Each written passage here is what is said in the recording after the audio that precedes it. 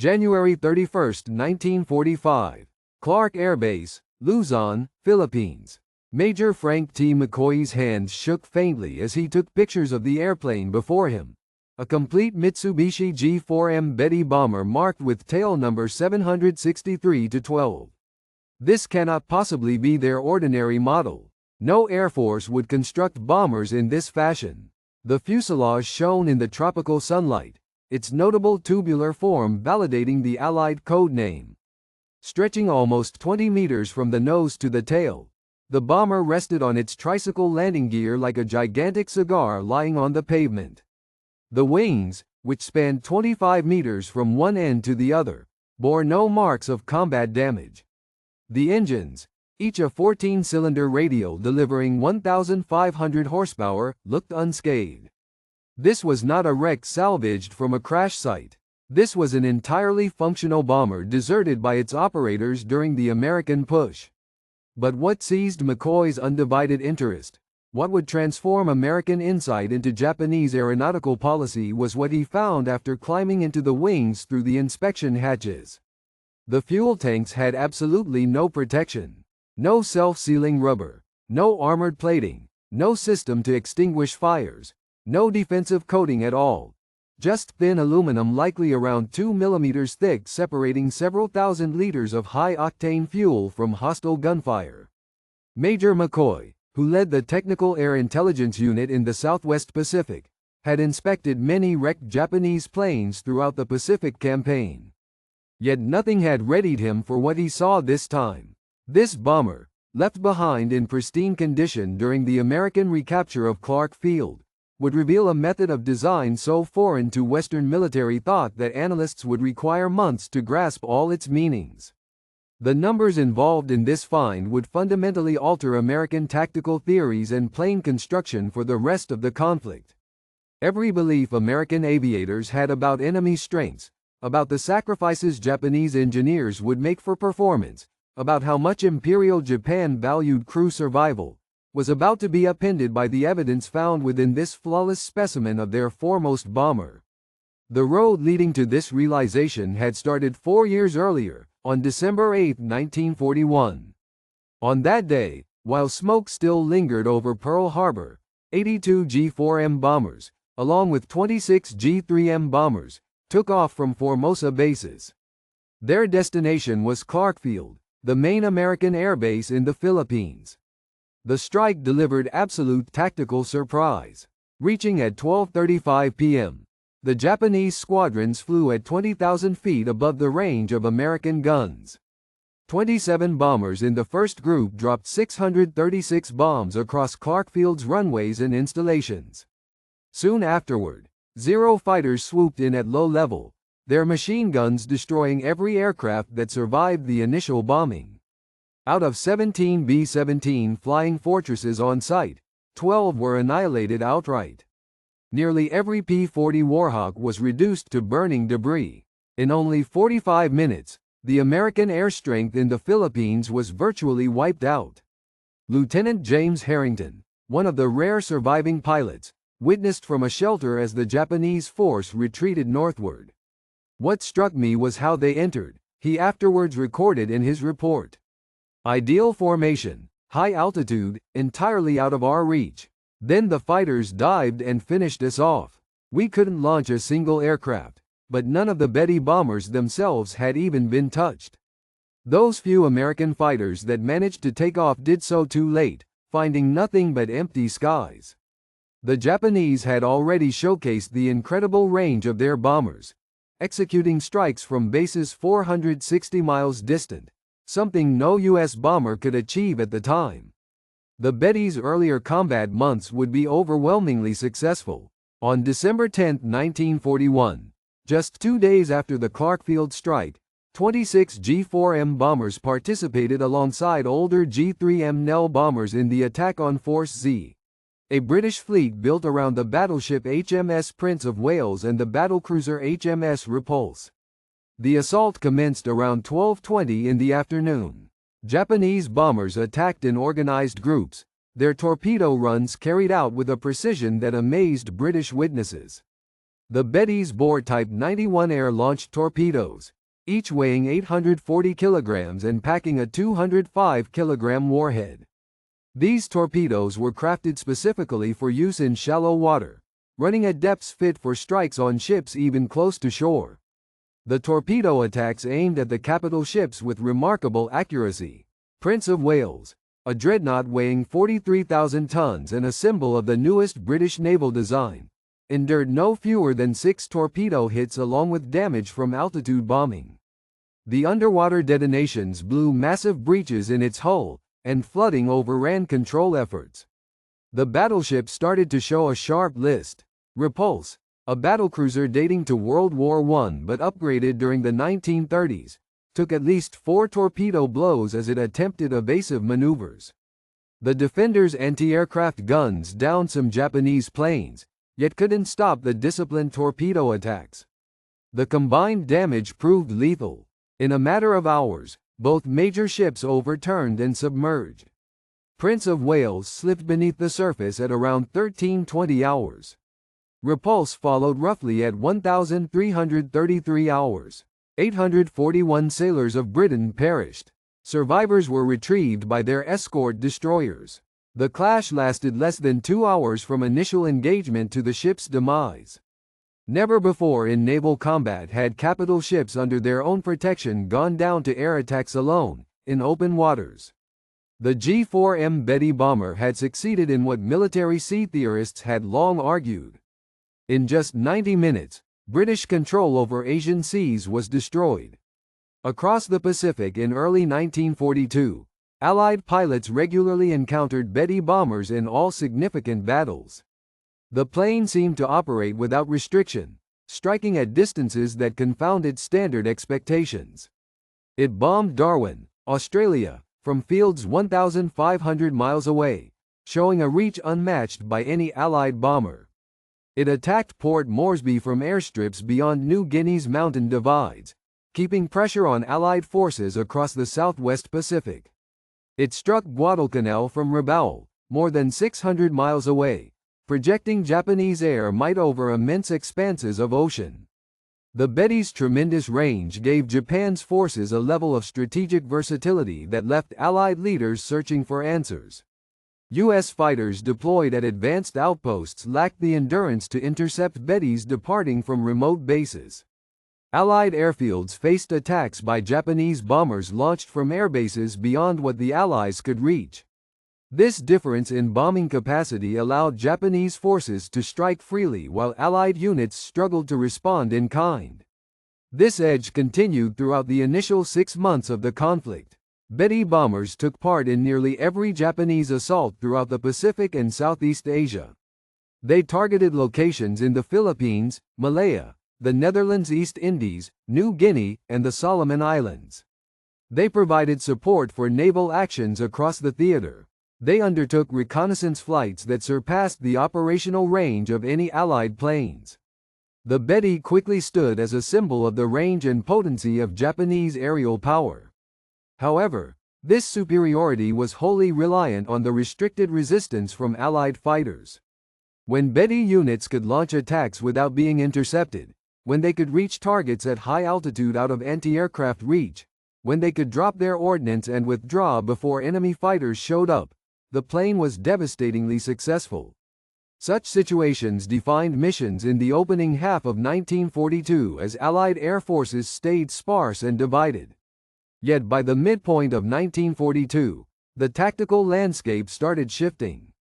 As American fighter numbers grew, and as Wildcats were replaced by more advanced Hellcats and Corsairs, as pilot instruction progressed and tactical approaches adapted, Betty crews started encountering alarming casualties. The change became unmistakable on August 8, 1942. On that day, 23 G4M bombers from the 4th Air Group left Rabaul to attack U.S. positions at Guadalcanal. U.S. fighters intercepted them over Savo Island. During the battle that ensued, 18 out of the 23 Bettys were brought down. Around 120 airmen lost their lives in what marked the single deadliest incident for the G4M during the campaign. Pilots consistently noted the same thing in every clash. The Betty would erupt in flames with just a few hits. Only 2 or 3 projectiles striking the fuselage or wings could lead to total destruction. The aircraft earned grim American nicknames that quickly circulated through air units. Flying Cigar, One-Shot Lighter, Flying Zippo, all named for the Betty's notorious habit of bursting into fire from battle scars. By October 1942, when Lieutenant Commander John Thomas Blackburn arrived at Guadalcanal in command of BF-17 Flying F-4U Corsairs, the reputation of the Betty had changed entirely. The first time we met a Betty group, we were astonished at how effortlessly they went down. Blackburn later recounted, "Strike them anywhere along the fuselage or wings and they'd blow up. We actively searched for them, knowing they were among the easiest prey in the Pacific airspace." Yet the full scale of the Betty's frailty, the engineering choices behind these catastrophic losses, remained unclear until Allied troops began seizing untouched units for thorough study. The first major intelligence gain was made in November 1942, when Australian troops captured Japanese airstrips at Buna in Papua New Guinea. Among the aircraft left behind, technical air intelligence agents found Betty bombers in various states of damage. Early inspections validated the pilots' claims. The fuel tanks lacked any protective features. Allied Technical Air Intelligence Unit engineers in the Southwest Pacific carried out the first in-depth investigation. Opening the wing access panels exposed fuel tanks with zero safety measures: thin aluminum, no rubber sealant, no protective covering, and no systems for fire suppression. Multiple Betty bombers examined at Buna shared these exact attributes. This was not damage from combat or makeshift field changes. It reflected standard Japanese construction. The repercussions were staggering. By 1942, all U.S. bombers routinely fielded self-sealing fuel tanks. The B-17 Flying Fortress had them since the B-17C version. The B-24 Liberator included them starting with the XB-24B prototype. Even fighters like the P-38 and P-47 came with protected fuel tanks. Self-sealing fuel tanks used layered rubber, which expanded on contact with fuel after being pierced by gunfire or shrapnel, plugging holes to prevent fuel leakage and fire. This system added considerable mass to aircraft but was essential for greatly improving aircrew survival chances. U.S. doctrine regarded this added weight as vital and not subject to compromise. But here was Japan's main land-based bomber, mass-produced and serving across the whole Pacific, with fuel reservoirs that gave no defense whatsoever. The weight savings from leaving out self-sealing tanks, armor, and fire-extinguishing devices was immediately visible.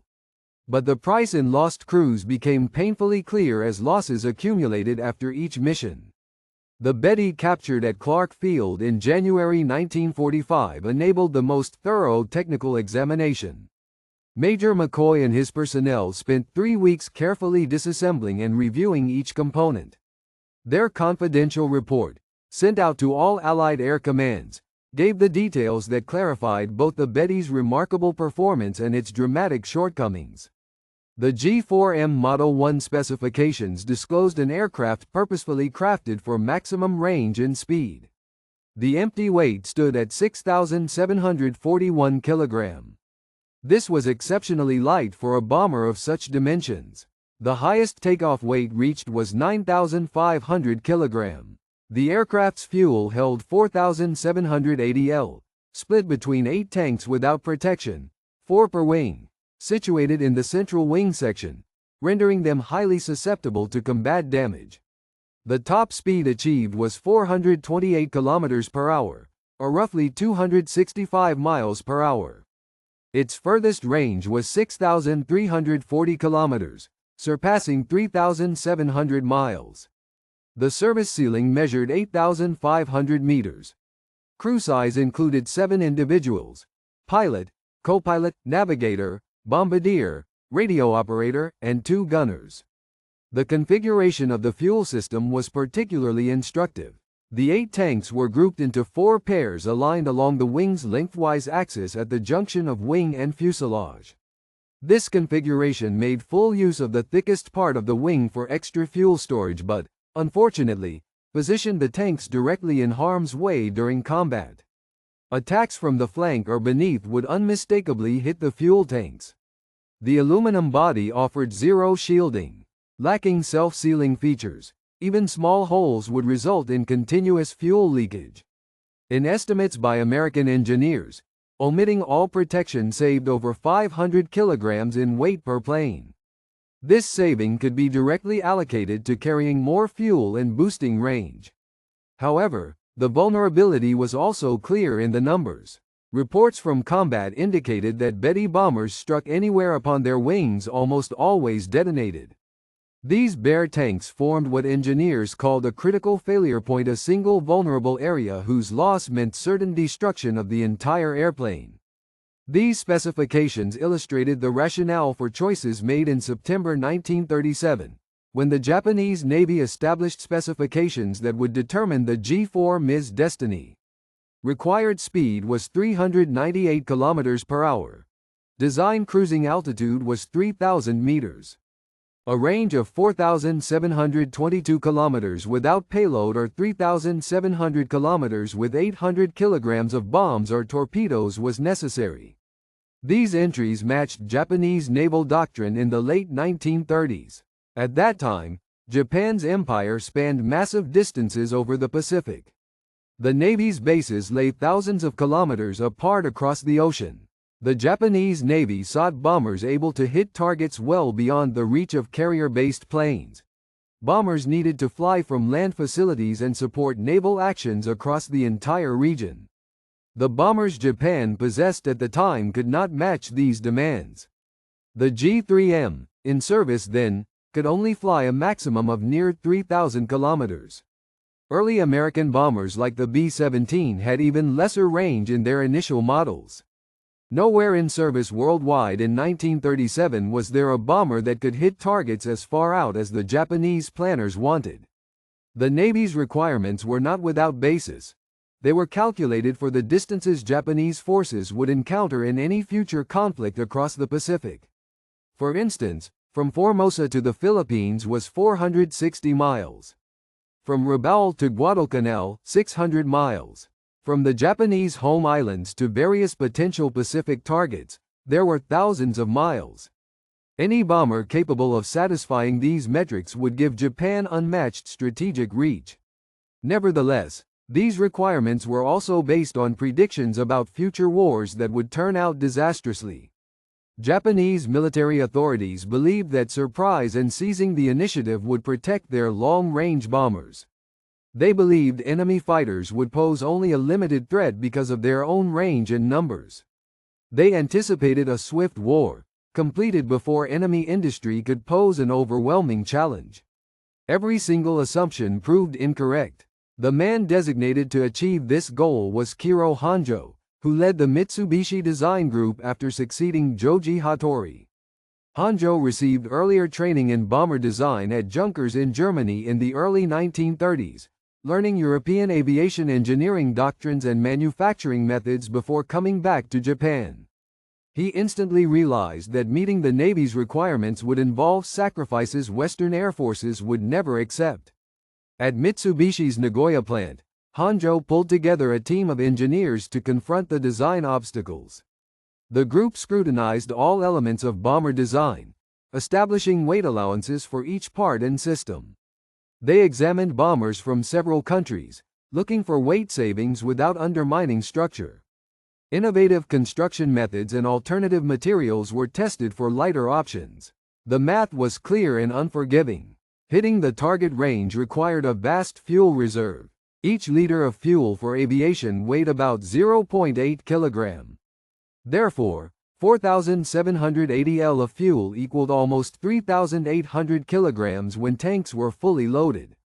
To reach the speed goals with this amount of fuel, total empty weight had to be as low as possible. Every extra kilogram stripped away potential range or bomb load. These two expectations, speed and range versus weight, were fundamentally at odds. Fuel contributed significant mass, so did all defensive systems. Armor cladding required several hundred kilograms to guard the crew and key systems. Self-sealing tanks added more mass from their rubber layers and extra supports. Fire extinguishing gear increased weight. Multiple safety features meant more added kilos. Fully adequate protection would make necessary performance levels unattainable. Honjo took the step that characterized the G4M for its entire operational history. Discard protection in favor of superior performance. The fuel tanks would be simple aluminum, lacking self-sealing linings, with no armor shielding around them, no fire-quenching systems except for rudimentary extinguishers, and no backup safety features. Each kilogram spared would be reinvested in fuel reserves, greater range, and compliance with the naval requirements. It was not a casual decision. Honjo accepted the dangers inherent. He and his team anticipated how exposed the fuel tanks would be. They realized that wing damage in combat would most likely spell disaster, but also saw that the technology of the era offered no alternative solution for reaching specified performance. Their choice was between an aircraft that fit performance criteria but was dangerously unprotected, or one that prioritized safety at the cost of failing to meet the mission. The Navy insisted on top-tier performance. Honjo provided exceptional results. The maiden flight of the initial G4M prototype occurred on October 23, 1939. The plane fulfilled every single performance criterion laid out by the Navy. Its speed was greater than anticipated. Its operational range went beyond all estimates. The load it could carry met military requirements. The aircraft was accepted for mass production as the Navy Type 1 attack bomber, with Mitsubishi manufacturing the units at facilities in Nagoya. The initial production variants, known as G4M Model 1, started to arrive at frontline units in April 1941. By the time December 1941 arrived, around 180 G4Ms were active in the Japanese Navy's inventory. These bombers would become the mainstay of Japan's land-based aviation for the duration of the Pacific War. The Betty made its combat entrance at Clark Field and in attacks on Force C, proving that Honjo's design emphasis was well chosen, especially under the conditions of early 1942. When opposition was light, when attacks achieved an element of surprise, and when operations happened beyond the reach of enemy fighter cover, the Betty demonstrated lethal effectiveness. Its operating distance enabled attacks from bases considered safe by adversaries. Swiftness allowed it to quickly breach defended areas. Its bomb load inflicted significant destruction. However, such benefits all rested on the presumption that Betty bombers would encounter little resistance. Once American air power increased, as regular interception became the norm, and as intense combat became frequent, each design priority focused on range at the expense of defense turned into a deadly liability for aircrews. The Guadalcanal campaign revealed the critical weakness at the heart of the Betty's design approach. From August through October 1942, losses exceeded 100 G4M bombers along with their crews, beginning a period of relentless attrition that Japanese air units could not endure. On August 8 alone, 18 out of 23 planes were shot down, with the death toll reportedly reaching about 120 flyers. This tragic cycle persisted consistently during the campaign. Groups of Bettys left Rabble, flew 600 miles to Guadalcanal, engaged U.S. fighters, and incurred devastating casualties. More bombers were destroyed on August 9. Further losses followed on August 10. By the conclusion of August, the 4th Air Group had essentially ceased to function as an operational force. September failed to bring any relief. Betty squadrons maintained their offensives against American positions on Guadalcanal, only for U.S. fighters to inflict massive losses. The arithmetic was inescapable. The Japanese military had to strike Allied positions to vie for control of the island. The Betty was their sole weapon for delivering substantive bombardment from Repulse. Yet every sortie came with casualties that could not be replaced. The cycle persisted through October. U.S. fighter strength rose with the arrival of new squadrons at Henderson Field. Japanese pilots grew in experience as they fought, and tactics were adapted to exploit the Betty's shortcomings even further. Japanese bomber losses mounted, while the quantity of aircraft available for missions dropped. By the time the Guadalcanal campaign ended in Japanese withdrawal in November, Betty bomber losses surpassed 100 planes. Nearly 700 crew members had been lost to enemy action. This ratio of exchange could not be maintained. Japan's finest land-based bomber ultimately proved vulnerable, going from a dreaded threat to what U.S. pilots termed easy targets. Japanese strategists had anticipated suffering losses. All warfare brings casualties, but the magnitude of Betty losses went far beyond all expectations. The lack of armored fuel tanks, which facilitated a 6,000 kilometers range, also meant any damage to the wings or fuselage usually ended in disaster. No partial survivals were possible.